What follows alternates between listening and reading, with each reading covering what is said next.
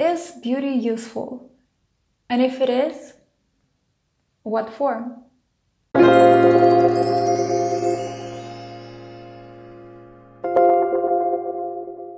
Welcome back to Illyria Vega Universe. This place is meant to challenge you to expand your awareness, create more miracles, and align with the flow of pure manifestation. And this is a beauty series, so let's dive in today's topic. What is the use of beauty? Is it even useful? Is there any use for beauty? And if there is any use, what is it useful for? This is a question from the same category as, is soul useful? Is there any use and meaning for life?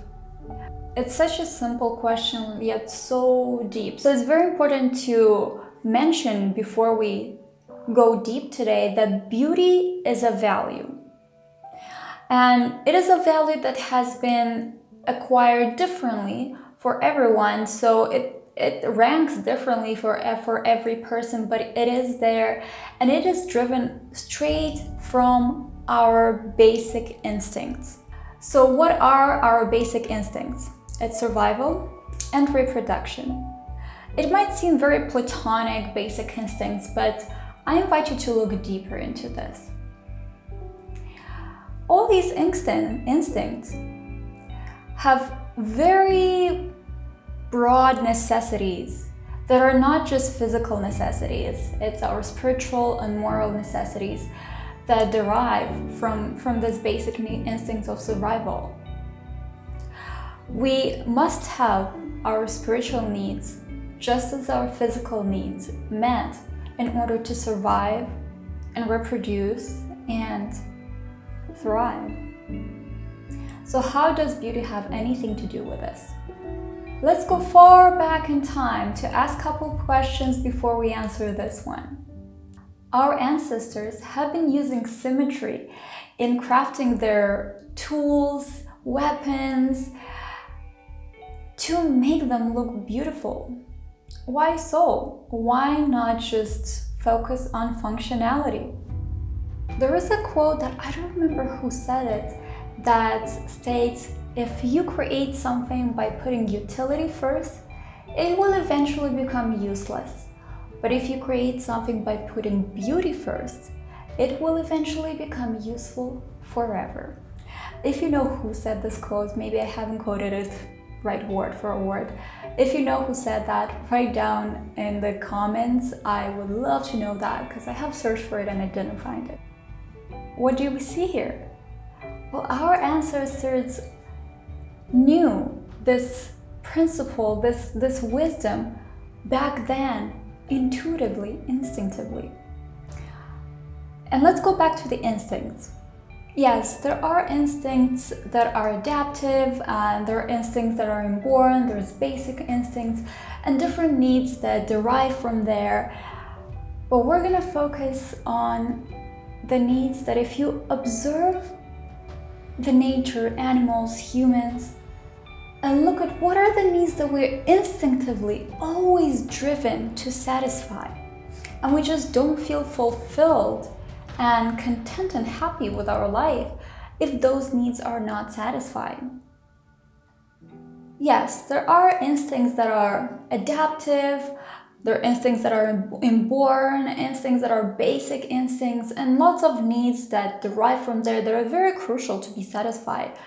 But we're going to focus on some very specific needs that are really, really very important. And we instinctively, like if you look in the nature, animals, humans, nature always instinctively is driven to satisfy those needs.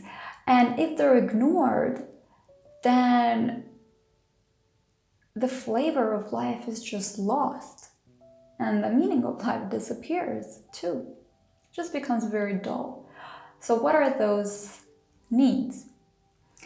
That's the need for creation, the need for observation and exploration, the need for growth, the need for balance, and the need for love. And also the need for expression So here's where beauty comes into play. Beauty satisfies all of these needs, especially the need for balance, the need for creation, and the need for observation and exploration. We naturally feel driven to observe things or phenomena that we instinctively feel that are beautiful. And yes, we spoke in the previous video that the sense of beauty is instinctively ingrained in us and we can actually unlock it. I believe that everybody is capable to feel and perceive beauty in its purest form if training very intentionally and using the factors and the tools that facilitate and help you perceive beauty in its purest form the correct way. So you can just go back to that video if you're curious to know that. And we're going to speak more about it in the next episode. But right now, let's focus on how does beauty satisfies these needs, and ultimately this is how you find the true use of beauty. And if you think that we already answered the question, just hang there, watch the video until the end, because there is some very interesting revelation that I'm curious to know what kind of aha moments it will trigger within you. So let's go back again to what we mentioned at the beginning of the video, that beauty is a value that is being perceived and what perception is in general. And if we look, who is doing the perception? It's us humans. So no observer, no perception. Does that mean that beauty disappears? Well, whatever makes beauty beautiful, it's there. It just won't be perceived. Neither is beautiful or not beautiful if there is no one to perceive it. Then why does it exist? Well, just the sole fact that we're able to perceive and we are perceiving beauty already says that there is a meaning to it, doesn't it? Don't you think so? And to be able to fully answer the question, what is the use of beauty? We need to really go deep into what is the use of observation to begin with? What is the use of perception? Why are we capable of that? And if we're using that ability, where does it take us? Well, the answer is very simple. Any mindfulness practice, any meditation, any personal growth or self-exploration is all starting with pure observation, which is a simple, let's say, definition of awareness. So if awareness is our way back home to our home frequency, it's our way to enlightenment, it's our way to self-exploration and self-discovery, then beauty is not a byproduct, it's not a product, it's not an end destination as we think to use, as we learned and got conditioned to think in the society, that beauty is something you see in the mirror, that beauty is a product of something, which in a certain perspective is, but a perspective, it's not necessarily the truth, the full truth. It's just a perspective, it's just a possibility, it's just an angle of the truth. It's not the whole truth. So if you look at this way, that observation and perception is awareness, and it's our way to get to know who we truly are and come back to our home frequency, to our energy, essence, energetic origin that we came into this world. And I hope by now you are agreeing with me that we are not a human body with a spiritual experience, that we are soul, an energetic being with a human body experience. So we're continuing this conversation from that kind of perspective. And if this perspective is challenging you, just relax and keep watching the videos on the Lyra Vega universe. Eventually, some amazing aha moments are going to happen to you. So going back, so if the need for observation and perception is just a representation of our natural instinct of raising our awareness to come back to our home frequency, then beauty is not a end result. Beauty is a journey. Why? Because to perceive beauty in its purest form, we are required to overcome certain obstacles.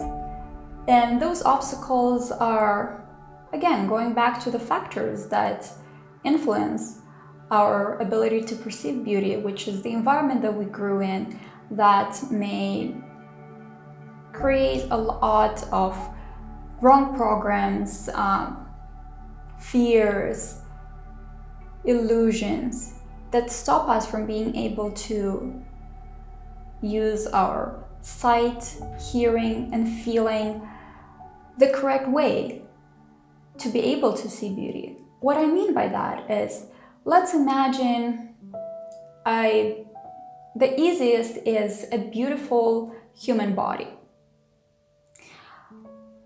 Depending on the environment you grew in, the beliefs that you had, and how are you seeing beyond your eyes and beyond what you hear, how are you able to sense the energy of that human body, really defines whether you're going to approach that human body with intentions of possessing, of lust, or just pure admiration and just stopping and admiring that human body as you would admire a scenery when you climb up some mountain.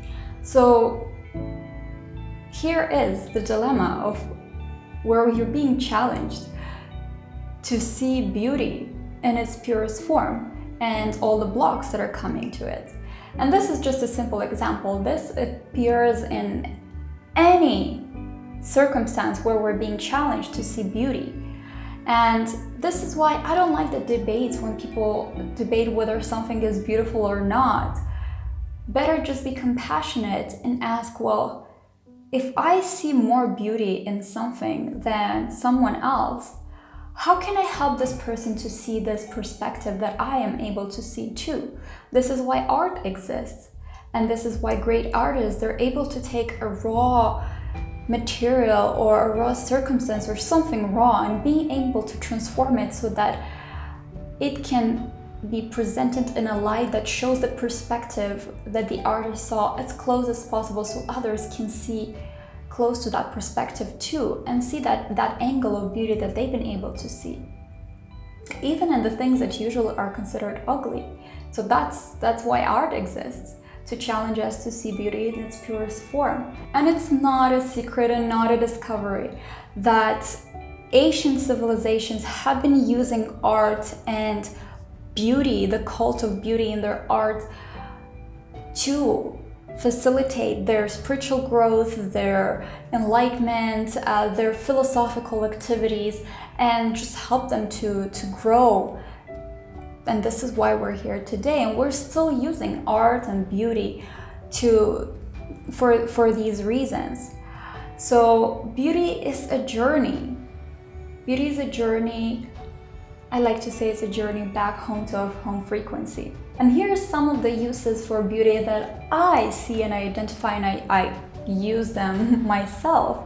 And if you see more of them after the discussions that we just had here, write it in the comment, because I would love to see what are the other uses of beauty that you are able to perceive and identify. So definitely beauty to me is very useful for our growth and our self-exploration.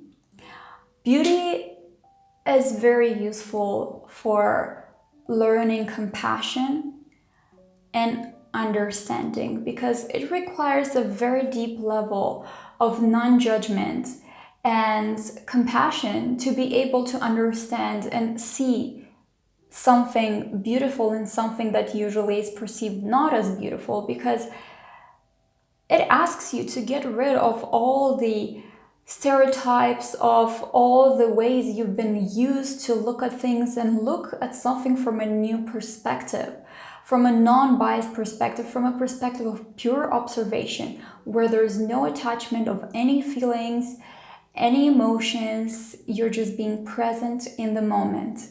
And here's the ultimate use of beauty that I absolutely, absolutely love. Beauty really, really, really promotes mindfulness. Just remember, when you go through a forest or maybe some hiking and you see a wonderful scenery or tree or something beautiful in nature, and you just stop and it feels like everything has stopped. It feels that the time and space has disappeared and you are just present in the moment right now. And you feel so whole with the whole universe and nature and with yourself. And that moment might have not happened, and you probably would have even never know that a state like that is possible if not for beauty and your instinct to admire beauty and spot it.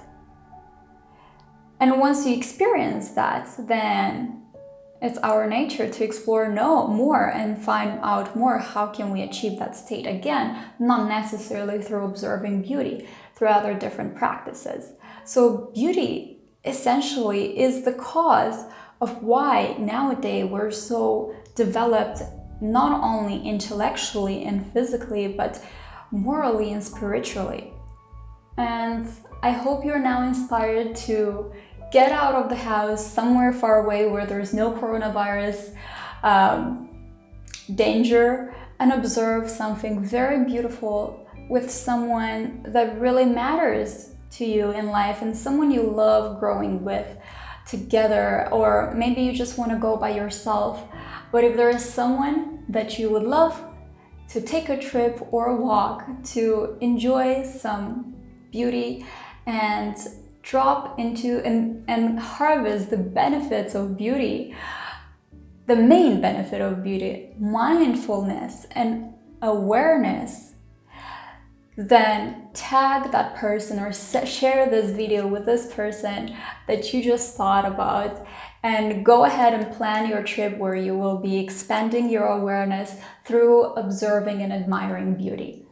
And if you like this video, make sure you give it a thumbs up, subscribe, and make sure you click the notification bell so you don't miss the next episode on the series of beauty, because we're going to be diving deeper onto this topic, and the next video is tomorrow. Thank you for watching. See you tomorrow.